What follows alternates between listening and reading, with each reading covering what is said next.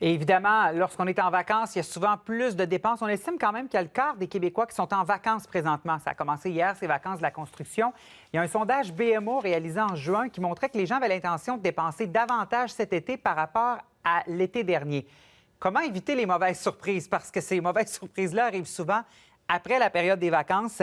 Léa Sadé est vice-présidente régionale gestion de patrimoine à la Financière des professionnels. Bonjour. Bonjour à vous. Merci beaucoup d'être avec nous. Premièrement, écoutez, on est samedi matin. Les vacances viennent de commencer peut-être pour plusieurs. Comment on doit bien gérer ses finances pendant une période de vacances? Là, ça commence pour certains. Il n'est peut-être pas encore trop tard pour prendre de bonnes décisions. Définitivement. C'est sûr que prendre des vacances, le but, c'est de passer du temps de qualité avec ceux qu'on aime. L'important, c'est pas de se créer un stress financier supplémentaire, surtout au retour des vacances, quand on reçoit nos relevés de carte de crédit, ainsi de suite. Idéalement, il faut commencer à épargner en avance. Alors, pour ceux qui l'ont déjà fait, bien, félicitations.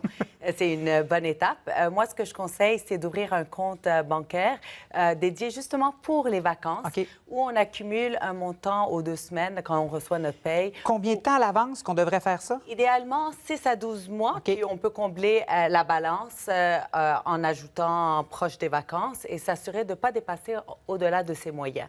Parce que c'est sûr, comme on disait, c'est de créer de beaux souvenirs, créer des événements qui sont plus se lâcher et profiter, mais pas trop abuser non plus. Alors, quelques conseils, c'est sûr. Quand on a une planification déjà de fait, bien, il faut être rigoureux dans sa planification, regarder, trouver où on peut sauver de l'argent. Exemple, si on n'a pas assez accumulé d'argent, bien, prendre des transports en commun pour éviter moins d'essence. On peut aussi louer des hébergements qui ont une cuisine, comme via des plateformes Airbnb, où on cuisine 1 ou 2 repas au lieu d'aller au restaurant tout le temps. Alors, il y a des moyens de trouver il y a des activités gratuites au Québec, on en a plusieurs, alors de regarder sur les sites dans nos régions. Et on profite de la belle température aussi pour marcher, utiliser le Bixi, ainsi de suite, pour profiter des vacances en ayant une tranquillité d'esprit, parce que les taux de carte de crédit sont quand même élevés. Oui, exactement. Et là, justement, carte de crédit, carte de débit, quel type de paiement on est mieux de privilégier durant les vacances? C'est sûr que si on va à l'extérieur, les cartes de crédit chargent des frais de taux de devises étrangères et des frais de commission. Il faudrait idéalement trouver un circuit de carte de débit qui est compatible avec notre institution financière. On peut vérifier au préalable. On peut utiliser du liquide, mais s'assurer de ne pas en avoir trop sur nous en cas de perte. Sécurité, évidemment. Question de sécurité et de le mettre quelque part de sécuritaire quand même sur nous. Cependant, les cartes de crédit, il faut aussi les aviser lors de notre départ, s'assurer pour que les transactions ne soient pas bloquées et de se retrouver sans aucun moyen de payer financier.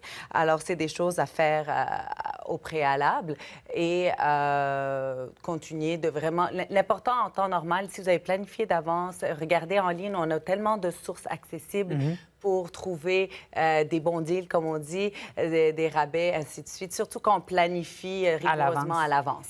Et justement, donc c'est une période des vacances de dépenses importantes. On veut se gâter. Mais pour les familles, il y a aussi, dans quelques semaines, je ne veux pas être le prophète de mauvaises nouvelles, mais la rentrée s'en vient également.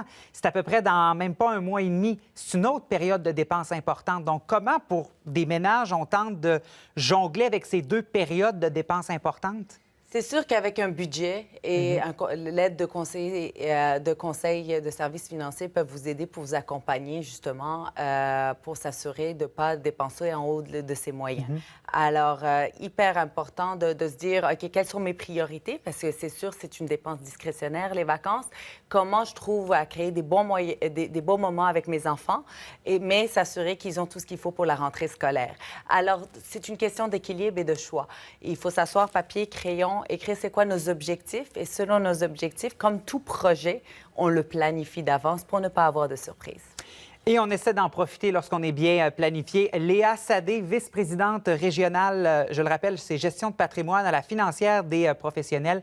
Merci beaucoup d'être passé nous voir ce matin. Bonnes vacances. Ben oui, merci.